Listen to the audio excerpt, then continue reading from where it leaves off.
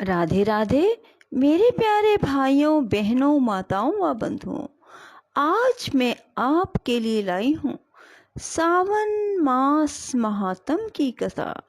बंधुओं, सावन के महीने में सावन मास कथा प्रतिदिन सुननी चाहिए।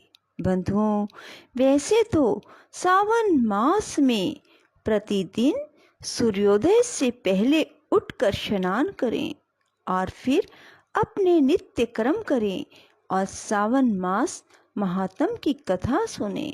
बंधुओं, जिस प्रकार कार्तिक मास में स्नान, माघ मास में स्नान और बैसाख मास में स्नान करने का महत्व है, उसी प्रकार सावन मास में भी सूर्योदय से पहले उठकर स्नान करने का बहुत महत्व है।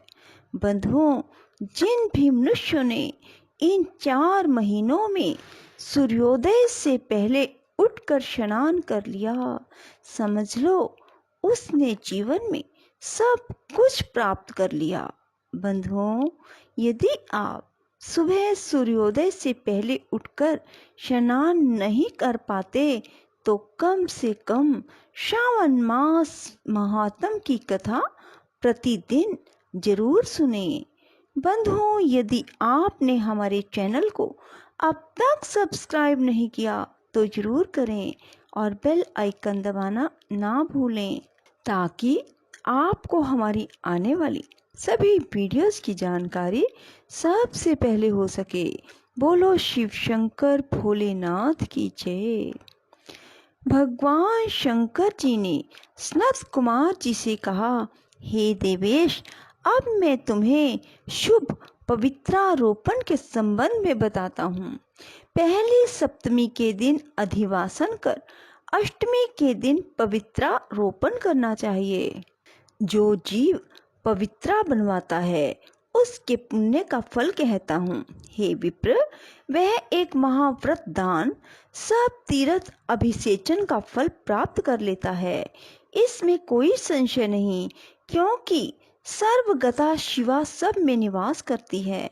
अतः ना तो आधि व्याधि दुख पीड़ा होती है, ना उसे शत्रु का भय होता है, ना ही उसे ग्रह पीड़ा सताती है।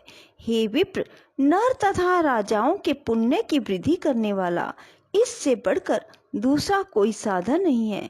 हे सनत कुमार, मैं तुम्हारे प्रेम के कारण इस सौभाग्य उत्पादक साधन का प्रकाशन कर रहा हूँ।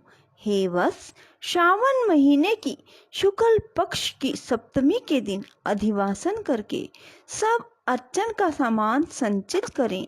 देवी के प्रति उत्तम युक्ति द्वारा गंध, पुष्प, फल आदि सब पूजन सामग्री लेकर अनेक प्रकार के नैवेद्य, वस्त्र, आभरण आदि एकत्रित करें। फिर पवित्रा निर्माण करके पंचगव्य प्राशन करना चाहिए। चरु द्वारा दिग्बली और अधिवासन कर रमणीय कपड़ों तथा पत्रों से पवित्रा का आच्छादन करना चाहिए। 100 बार देवी के मूल मंत्र से अभिमंत्रित करके संपूर्ण शोभायुक्त उस पवित्रा को देवी के सामने स्थापित करना चाहिए। देवी के लिए सुंदर मंडप बनाकर रात को जागना चाहिए। उसके सामने नट, नर्तक, गायक आदि के कुशल विधि गणों द्वारा नृत्य विद्या, विशारद, वाद्य गीत इत्यादि का आयोजन करना चाहिए। अगले दिन प्रातःकाल स्नान करके दिशाओं में बलि देनी चाहिए। विधिवत देवी का अर्चन करने के बाद स्त्रियों तथा द्विजों को भोजन करवाना चाहिए और दक्षिणा देनी चाहिए। हे सनत कुमार, यथाशक्ति नियमों का पालन कर राजा को स्त्री, जुआ, शिकार और मांस का बड़ी दृढ़ता के साथ त्याग करना चाहिए।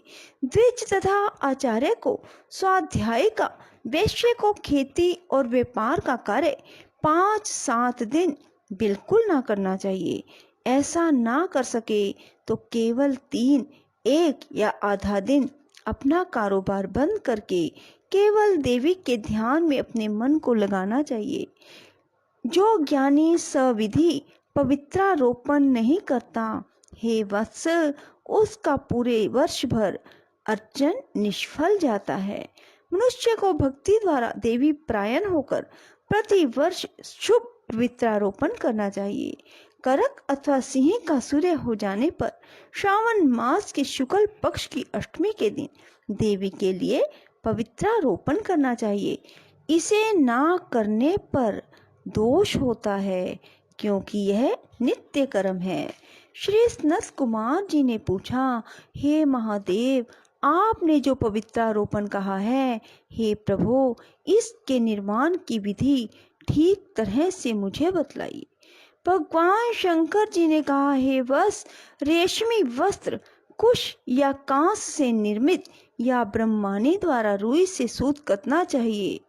सूत्रों को त्रिगुण कर पुनः त्रिगुणित करने पर उनकी 360 संज्ञा होनी चाहिए। 360 सूतों को उत्तम, 270 को मध्यम और 180 सूतों को अधम कहा है। 100 ग्रंथि का उत्तम, 50 ग्रंथि का मध्यम, 16 ग्रंथि का पवित्रा कनिष्ठ होता है, या 6, 3, 4, 2, 12, 24, 12, 8 ग्रंथि का कनिष्ठ पवित्रा होता है। देवी प्रतिमा की नाभि तक सीमित पवित्रा कनिष्ठ, जांघ तक मध्यम, जानू तक की पवित्रा उत्तम होती है। उस पवित्रा की सब गांठों को केसर से रंगना चाहिए तथा सर्वतोभद्र वेदी पर देवी का अर्चन करके देवी के सामने कलश या बांस पत्र पर पवित्रा रखनी चाहिए। 3 सूत्रों में ब्रह्मा, विष्णु, शंकर का आवाहन करना चाहिए। 9 सूत्रों में ओमकार, सोम, वाहिनी, नाग, चंद्र, रवि, ईश और विश्वदेव का आवाहन करके स्थापन कराना चाहिए। अब मैं ग्रंथियों में देवों के स्थापन की विधि कहूँगा, तनिक ध्यान पूर्वक सुनो। क्रिया: पौरुषी, वीरा, विजया, अपराजिता, मनोन्मणि, जया, भद्रा, मुक्ति और ईशा, इन नामों के आदि में प्रणव लगाकर ग्रंथि संख्या के अनुसार आवृत्ति करके आवाहन तथा चंदन आदि से अर्चन करना चाहिए। धूप देकर प्रणव द्वारा अभिमंत्रित कर देवी को पवित्रारोपण का विधान मैंने तुमसे कहा है।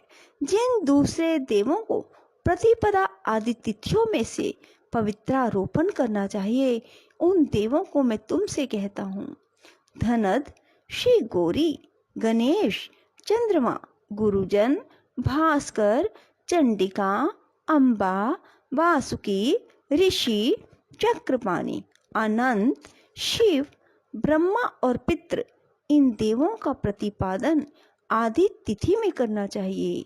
यह पवित्रारोपण प्रधान देवों का है। इनके अंग देवों को 3 तार वाला समर्पण करना चाहिए। भगवान शंकर जी ने कहा, हे सनत कुमार, सावन मास के दोनों पक्षों की नौमी के दिन का जो विधान है, अब तुम उसे सुनो। हे वत्स, नौमी के दिन यथाविधि कुमारी नाम वाली दुर्गा का अर्चन कर व्रत करके दूध तथा शहद मिला हुआ भोजन कराना चाहिए। या दोनों पक्षों की नौमी को उपवास करके कुमारी नाम वाली चंडिका का निरंतर पूजन करना चाहिए। चांदी की प्रतिमा बनाकर उसमें भक्ति द्वारा दुर्गा पाप नाशनी का कनेर के फूल, गंध, अगर, चंदन, दशांग, धूप, लड्डू द्वारा पूजन करना चाहिए। कुमारी को भोजन करवाकर भक्ति से ब्राह्मण और ब्राह्मणियों को भोजन करवाना चाहिए। फिर मौन हो बिल्व पत्र भोजन करना चाहिए। जो मनुष्य उत्तम भक्ति द्वारा दुर्गा की पूजा करते हैं, वह जहाँ निवास करते हैं उसी परमोत्तम लोक को जाते हैं। हे विपेंद्र, मैंने तुमसे यह नौमी का विधान कहा है। यह प्राणियों के सब पापों को नष्ट करने वाला, पुत्र पौत्र आदि की वृद्धि करने वाला, सब संपत्तियों को देने वाला और अंत में सदगति को देने वाला है। बोलो शिव शंकर भोलेनाथ की जय, माँ दुर्गा की जय। राधे राधे, जय श्री कृष्णा। बंधुओं, यदि आपको हमारी वीडियो पसंद आए तो इसे लाइक करें और शेयर भी जरूर करें। धन्यवाद।